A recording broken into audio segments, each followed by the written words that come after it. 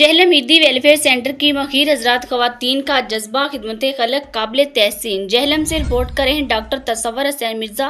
आपको बताते चलें कि ईदी वेलफेयर सेंटर जहलम के circle incharge doctor Asad Mirza और मारूफ समाजी कारकुन राजा साहिल कयानी ने उन तमाम मखीर ख़वातीन व हजरात का तहे दिल से शुक्रिया अदा किया जो शदीद गर्मी के बावजूद सेंटर का रुख करते हैं और अपने एहतियात व सदक़ात ज़कात पेश करते हैं। इस मौका पर राजा साहिल कयानी ने कहा कि अवाम का ये इत्माद ईदी फाउंडेशन पर एक रोशन मिसाल है।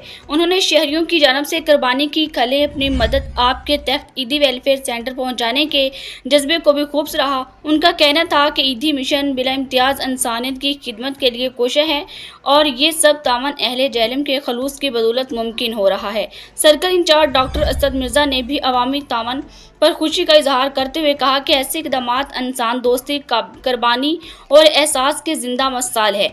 ईदी सेंटर हमेशा शफाफियत और खिदमत के असूल पर कारबंद रहेगा।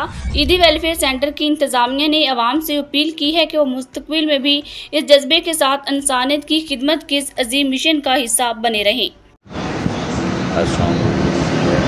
सुपरवाइजर सेंटर जिला राजा सुबीर के अनुसार कुर्बानी की ईद पे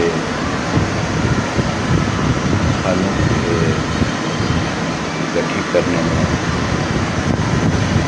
जिन लोगों ने दोस्तों ने ताउन किया उनका मैं तहे दिल से मशकूर हूँ। और इसमें सर्कल इंचार्ज हमारे डॉक्टर असद मिर्ज़ा साहब और centre incharge doctor Shahid Tanveer साहब और जो फ्रेंड्स ऑफ ईदी के मेंबर हैं हमारे आसिफ शफीक साहब, जिनकी अनथक काविशों से हमने ये इस शिद्दत गर्मी में खालें इकट्ठी की।